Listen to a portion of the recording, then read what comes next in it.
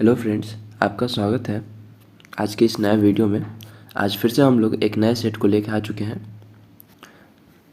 आज का हमारा पहला क्वेश्चन है, अधिक शक्ति संकेत सर्किट प्रबंधक लार्ज सिंगल फेज एम्पलीफायर में वर्ग ए बी प्रचालन किसके लिए किया जाता है? तो अधिकतम दक्षता प्राप्त करने के लिए इसका जो large single phase power amplifier है क्लास ए बी ऑपरेशंस किसके लिए किया जाता है? तो अधिकतम दक्षता प्राप्त करने के लिए। डी क्या है? तो डी इज करेक्ट आंसर। ठीक है, नेक्स्ट क्वेश्चन की ओर चलते हैं। निम्नलिखित में से कौन सा किसी पावर एम्पलीफायर का क्लास नहीं है? तो किसी पावर एम्पलीफायर का क्लास कौन सा नहीं है? तो सी, एफ जो है कोई भी क्लास नहीं है पावर एम्पलीफायर में। ठीक है, नेक्स्ट क्वेश्चन की ओर चलते हैं। छोटे सिंगल एम्पलीफायर में सिग्नल एम्पलीफायर को किस अन्य नाम से भी जाना जाता है? तो किस अन्य नाम से जाना जाता है? तो वोल्टेज एम्पलीफायर। ठीक है, वोल्टेज एम्पलीफायर के नाम से जाना जाता है। नेक्स्ट क्वेश्चन की ओर चलते हैं। ऑपरेशनल एम्पलीफायर डैश प्रकार के एम्पलीफायर होते हैं? तो ऑपरेशनल एम्पलीफायर डैश प्रकार के एम्पलीफायर होते हैं। तो रेजिस्टिव कपल लो गेन ये ऑपरेशनल एम्पलीफायर नहीं है। आरसी कपल लो गेन ऑपरेशनल एम्पलीफायर नहीं है। डायरेक्ट कपल लो गेन ये भी आपको तो ऑपरेशनल एम्पलीफायर नहीं है। इनडायरेक्ट कपल लो गेन ये भी आपको ऑपरेशनल एम्पलीफायर नहीं है। तो इनमें से कोई नहीं, डी करेक्ट ई करेक्ट आंसर है।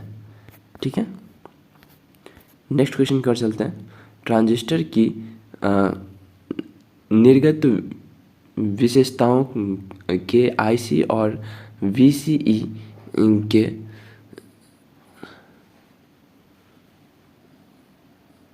संकेत मान को क्या कहा जाता है? तो आईसी और वीसीई के संकेत मान को क्या कहा जाता है? तो प्रचालन बिंदु डी इज करेक्ट आंसर। ठीक है, क्या कहा जाता है? तो प्रचालन बिंदु कहा जाता है। ठीक है, नेक्स्ट क्वेश्चन की ओर चलते हैं। एक सिलिकॉन ट्रांजिस्टर को डैश तापमान तक का सामना करना पड़ता है। डैश तापमान तक सामना करना पड़ता है तो 250 डिग्री सेल्सियस 250 डिग्री सेल्सियस तक वो काम करता है। ठीक है, नेक्स्ट क्वेश्चन की ओर चलते हैं। क्षेत्र प्रभाव ट्रांजिस्टर किस तरह से प्रयोग में लाया जा सकता है? तो क्षेत्र प्रकार ट्रांजिस्टर किस तरीके से? तो वेरिएबल रेसिस्टेंस से प्रयोग में लाया जा सकता है। ठीक है, नेक्स्ट क्वेश्चन की ओर चलते हैं। ट्रांजिस्टर आधारित डोलित्र में दोलन जारी रखने के लिए आवश्यक कुल पास लंबित डैश है? तो एक। ठीक है, एक लंबित, ए इज करेक्ट आंसर। ठीक है, 1 होगा। नेक्स्ट क्वेश्चन कर चलते हैं। जटिल परिपथों में स्थिरता गुणांक होता है तो क्या होगा? तो हमेशा बी से कम होगा, मतलब 1 से कम होगा। ठीक है, नेक्स्ट क्वेश्चन कर चलते हैं। एसी मेन में उत्पन्न हुई 50 हर्ट्ज की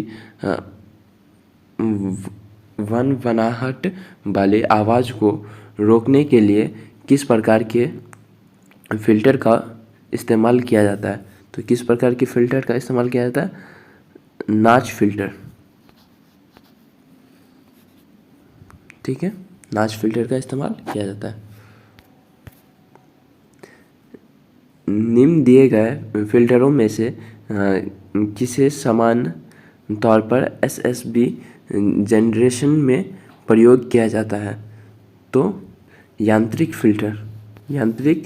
फिल्टर का प्रयोग किया जाता है।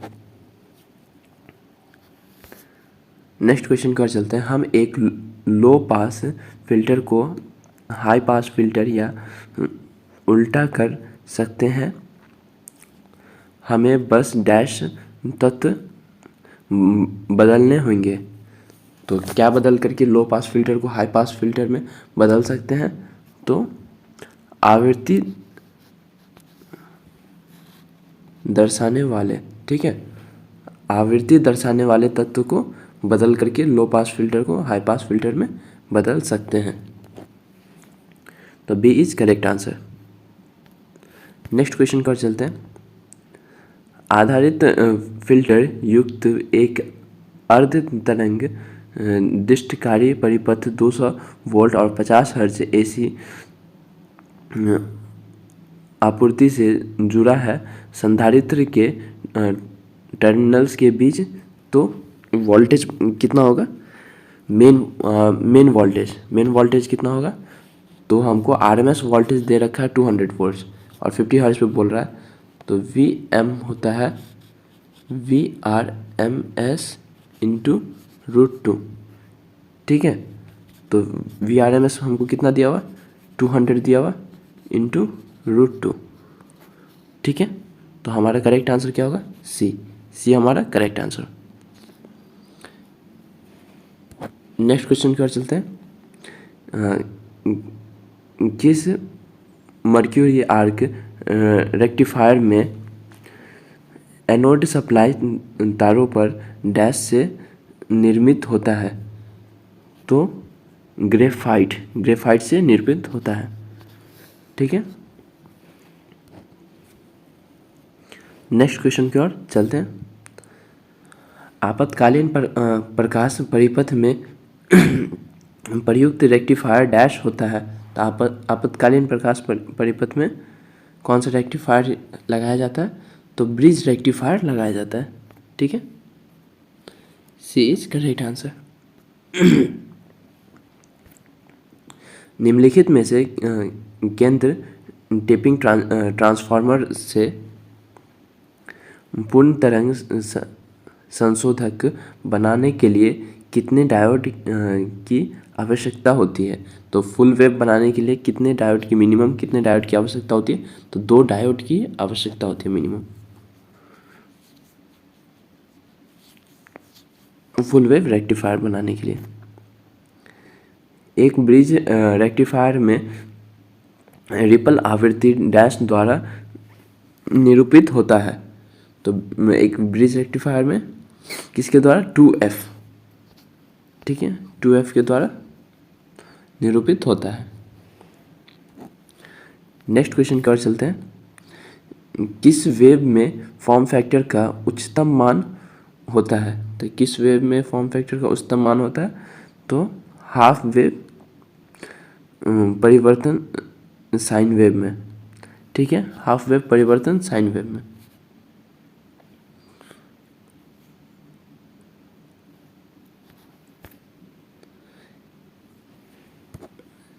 एक तरंग शीर्ष से दूसरे या गति के मध्य की दूरी को डैश कहा जाता है।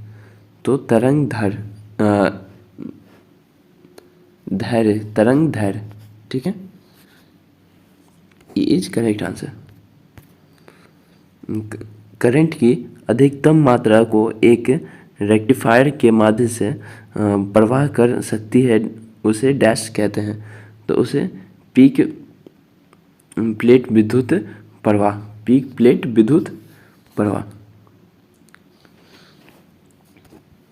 तो ये आज का हमारा लास्ट क्वेश्चन था और आशा है कि आप लोगों को सारा क्वेश्चन सही तरीके से समझ में आया होगा, ठीक है। और आप लोगों को वीडियो अच्छा लगा तो लाइक कीजिए, शेयर कीजिए और सब्सक्राइब कीजिए।